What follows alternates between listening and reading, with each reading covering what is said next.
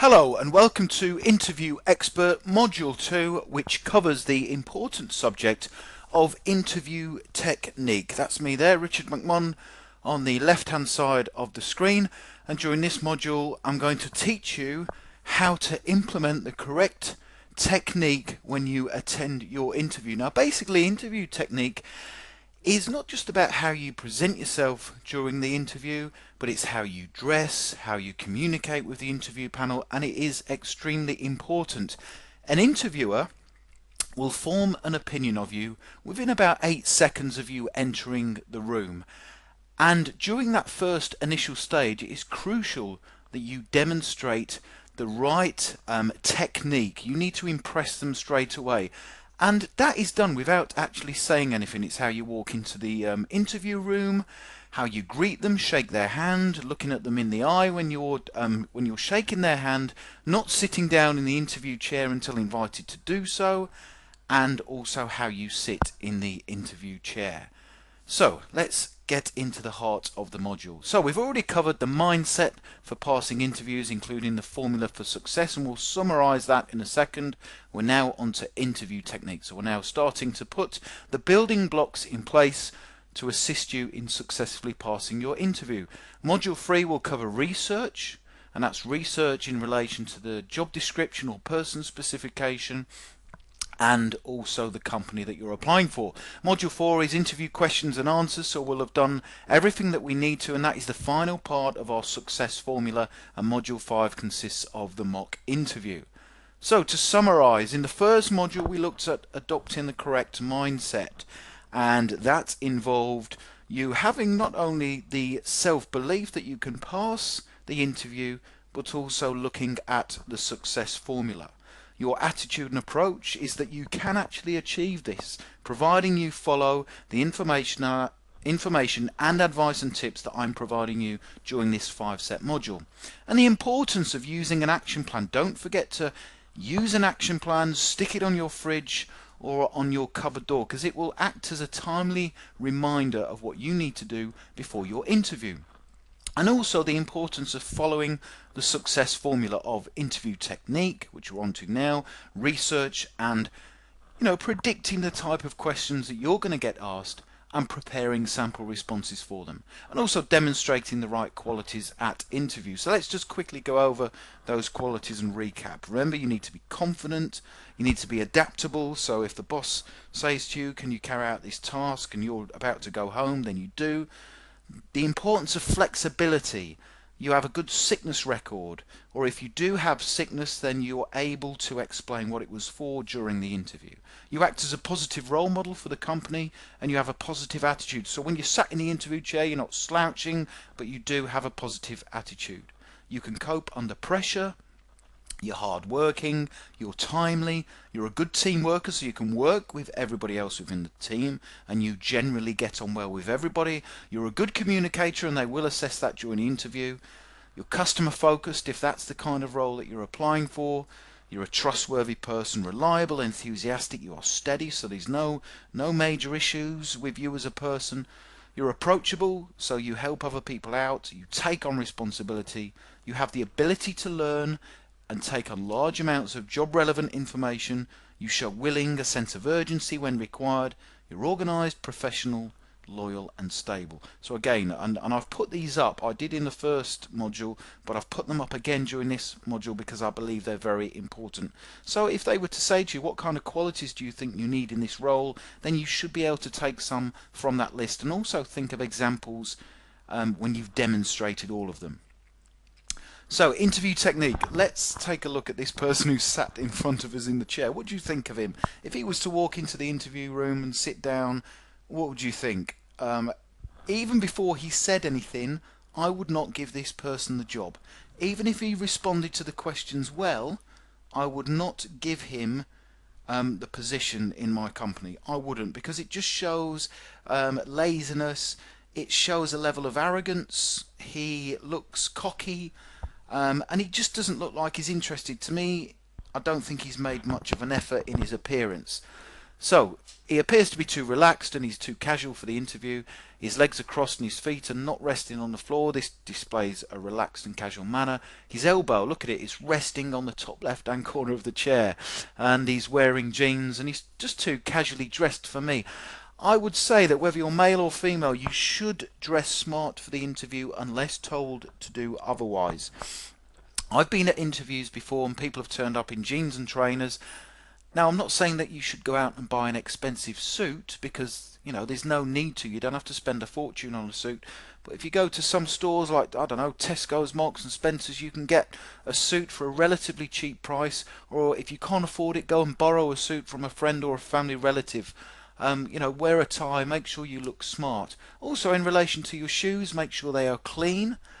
And in terms of for the gents, a tie, I'd wear a tie. Some people have said to me in the past, Richard, do I need to power dress? Do I need to wear brightly coloured, a brightly coloured tie? Is that important, or a brightly coloured shirt? And my response is just dress appropriately for the type of job that you're going for. For example, if you're going for something as a customer service assistant, then just dress smart, just dress neutral, go for neutral colours.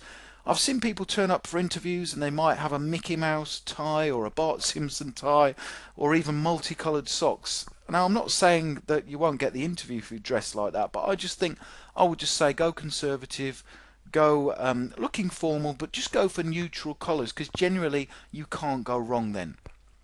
So first impressions, and I'll talk about walking into the interview room in a few minutes, but basically first impressions are what the panel think of you when you walk into the room. So you walk in there, you're standing up straight and you introduce yourself. Hello, nice to meet you, I'm Richard. I'm smiling, walk along there, I'm presented smartly. I don't sit down in the interview chair until they invite me to do so. So I don't just barge in, sit down in the interview chair, hello, I'm here. I wait for them to invite me to do so. I sit upright in the chair. I'll probably shake their hands before I sit down, and when I do, I'll give them a firm handshake and I'll look them in the eye. I won't stare them out aggressively, but I'll look them in the eye, shake their hand and say, hello, nice to meet you, I'm Richard. So I'll shake their hand. They'll say, okay, nice to meet you, sit down in the chair. I sit down in the interview chair and I don't slouch or fidget. I'm polite and respectful towards the interview panel. Now, it depends on the kind of interview that you're going for. The types of interview that I've gone for in the past are predominantly in a disciplined environment, so I would call the panel member sir or ma'am. You probably won't have to do that in your interview, but they will normally give you some kind of indication as to what they want you to address them as. Smile and be confident, and don't use slang or waffle or abbreviations. So, good positive technique. You can see there that this candidate is dressed smartly, he's smiling, and he portrays a confident but not overconfident manner. You'll see that his hands are in a stable position, and he could also place his hands, palms face downwards, on the top of his knees. And it just gives a really good impression. He's dressed smart, and it's clear that he's made an effort. So, he's had his hair cut. He looks like he needs his eyebrows trimmed, but he's had his hair cut and he just looks smart. So he's sitting upright in the chair, and that to me, I've not heard this person speak, but he to me looks like the kind of person who I would take seriously. Remember, they're looking for potential. They're going to train you up in the job, so they're looking for potential. Remember the qualities that I've already spoken about. Asking questions at the end of the interview. Now, this can trip a lot of people up. I've seen people before be interviewed and they are fantastic, and then they ask silly questions at the end. Now, I'm not going to go into these just yet. I've got a number at the end of this module which I'll talk about, but think about a number of really good positive questions that you can ask. And also final impressions.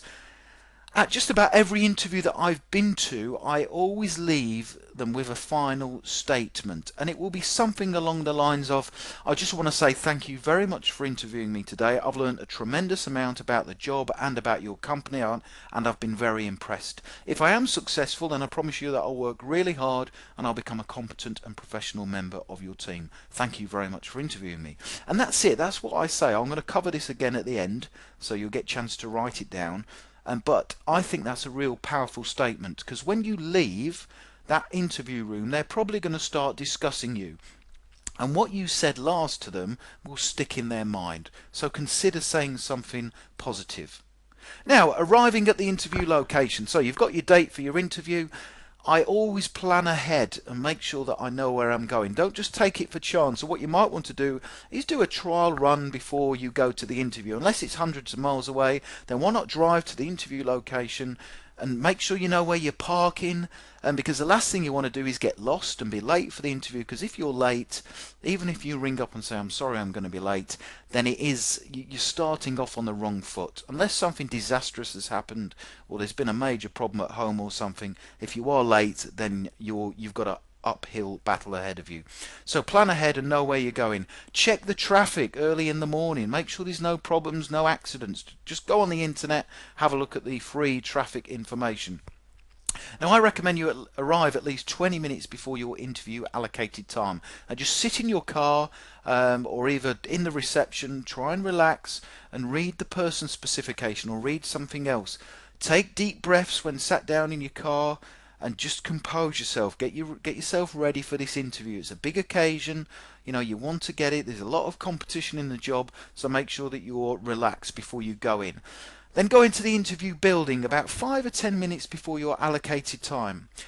And make sure you're polite and respectful to other members of staff and also the reception team if there is one.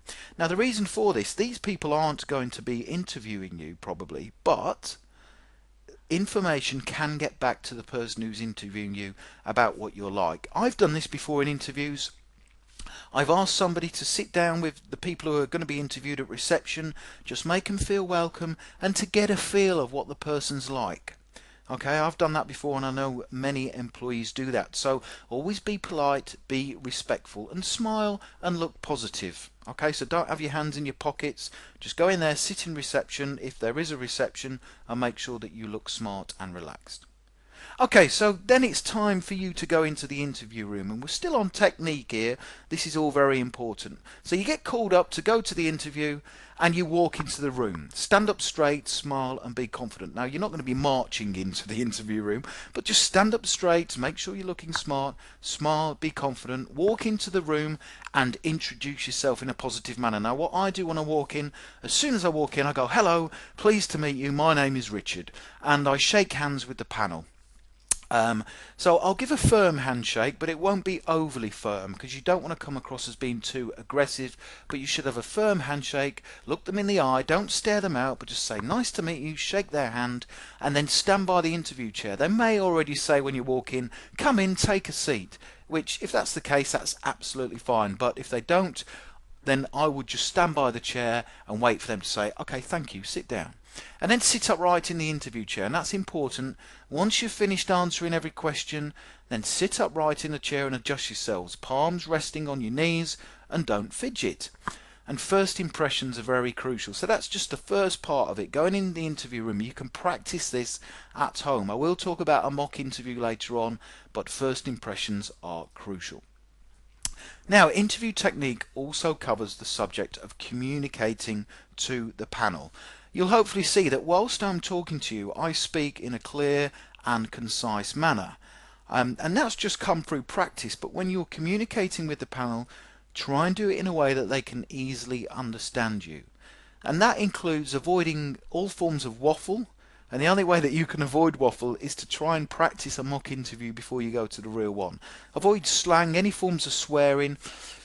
Don't use abbreviations unless you're guaranteed to know that they understand exactly what you're talking about, and that will usually only happen during internal company interviews. And also avoid hesitations. There's nothing worse than somebody being interviewed and the panel say to you, okay, give me an example of where you've worked as part of a team, and I respond by saying, yeah, I've worked as part of a team before a few months ago, and that just shows that I'm not confident in my response and I've not prepared myself effectively enough.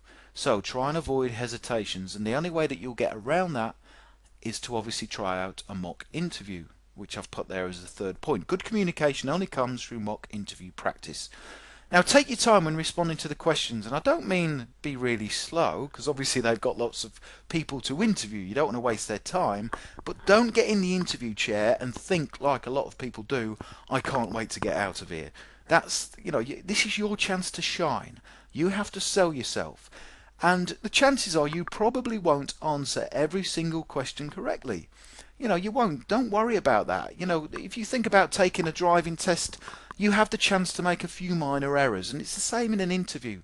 You don't have to get everything absolutely perfect, and you don't know what the other interview candidates have been like. So if you start off with the first question and it goes wrong, don't worry.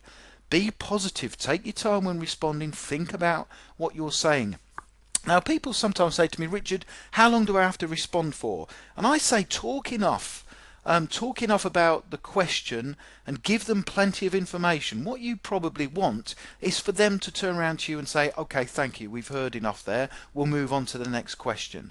Now, of course, you don't want to be going on, but if they say to you, okay, tell us a little bit about yourself, that's probably a common opening interview question. Tell us a little bit about yourself, and you go, yeah, well, I'm 38 years old, I like to keep fit, and I work really hard. You don't want to say that. What you should be saying is, my name's Richard, I'm 38 years old, I enjoy keeping fit, I'm a positive person, I'm a family person who comes from a stable background, I'm a really good team worker, I've got lots of experience as working in teams. All of my previous jobs have been focused around team working, and I've got lots of experience in a customer focused role. I think the customer is very important, so that's the kind of thing that you want to be going down, is saying plenty of information, giving them lots of information. Try and avoid really short answers unless they specifically ask for that. Now, try to use a logical and concise approach when answering questions that are situational based. Now, interview questions vary in nature. You'll get different types of motivational questions. For example, tell us about yourself. Why do you want this post? What can you bring to the job? These are simple, basic questions that you should be able to answer easily once you've done your research. But there are a number of situational questions, such as, can you give an example of where you've carried out really good customer service? Can you give an example of where you've solved a difficult problem? And those are situational interview questions that they want to see experiences that you've already had in the workplace. And I'll talk about how you can make them into a logical and concise manner in a second. So look at each member of the panel when answering the question. So let's say there's 3 people on the interview panel.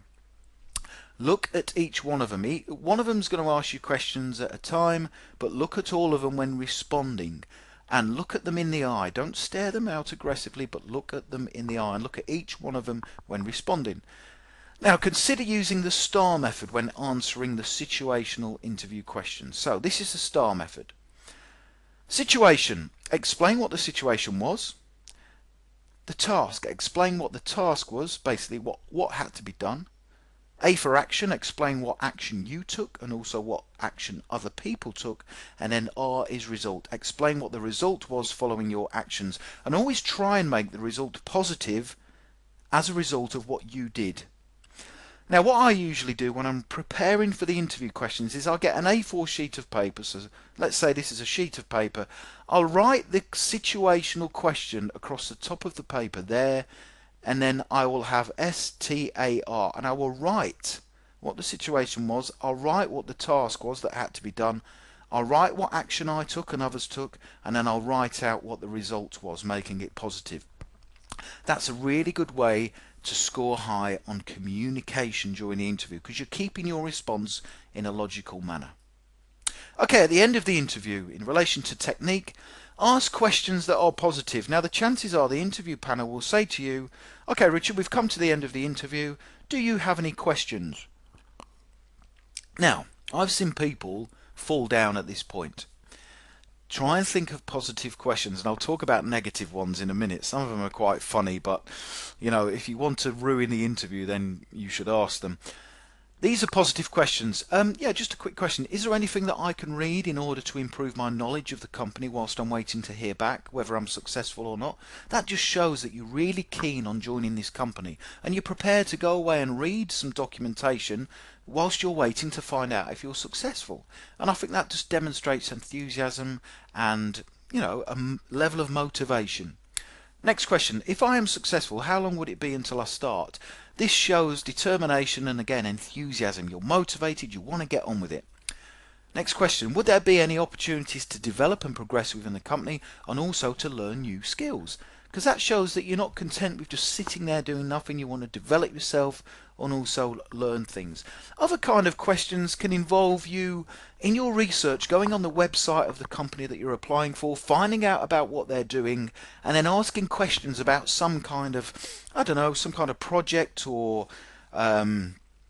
sort of thing that the company have got going on. It might be a project, or it might be an offer that's been going on in the company, and you can say, during my research I found that you were giving away this offer at the moment. Has that been successful? So you're showing a level of interest in their company, which is good. So let's take a look at negative interview questions. Okay, I've had people ask this me before during an interview, and I can't believe it. I say, okay, thank you, we've come to the end. Have you got any questions? And some people have said, yeah, I have. How have I done? Have I passed the interview? They want to know there and then whether they've passed the interview. Now, obviously, that's not good. You're putting the interviewer and the interview panel under pressure. Obviously, I wouldn't tell the person how they'd done, but some people might say that shows keenness. I think it shows a little level of arrogance. I would avoid that. Another question that I've been asked: how much leave will I get? Well, you should know that before you apply for the job. And also in relation to salary, you don't want to be saying how much salary will I get unless they say to you, what kind of salary are you after? In which case, if there is a salary band, and it's between, let's say it's between 18,000 and 24,000. The higher band is 24. If you're going to ask for £24,000, then make sure you can back it up with reasons why. So don't just go, oh, I want £24,000. You need to say, I want £24,000 because I believe I'm worth it, because I've got these experiences, etc., etc.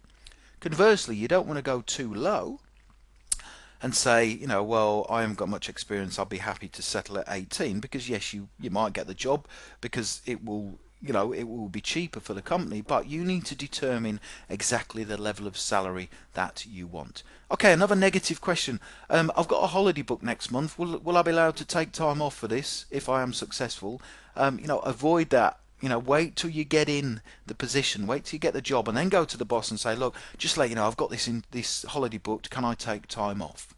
But sometimes interview panels will say, look, have you got any leave booked for the next few months? And in which case you might have to tell them, but I would try and make your diary as free as possible for starting, and also for any training that you'll be required to do when you first come to the company. Now, I mentioned earlier on about the final statement. I recommend you try this. So when they say to you, okay, that's finished, have you got anything you'd like to say? Yes, just quickly, thank you very much for taking the time to interview me. I've learned a tremendous amount about the job and about your company, and I've been very impressed. I just want to say that if I am successful, then I'll not let you down. I'll work very hard to become a competent and professional member of your team. Many thanks. And it's just you've got to genuinely mean it, obviously. You can't just come out with that and say it rigid or parrot fashion in a robotic style. You've got to actually genuinely mean it, and if you do, then it will come across in a positive manner. And obviously at the end, when you get up out of the chair, shake their hands again, make sure it's firm. Shake the hand of each member of the panel, thank them for their time, and also look them in the eye. Okay, so that's covering interview technique. So we've now covered module 1, the mindset for passing interviews, including the formula for success. Module 2, we've covered interview technique. We'll now take a look at Module 3, which is that of research.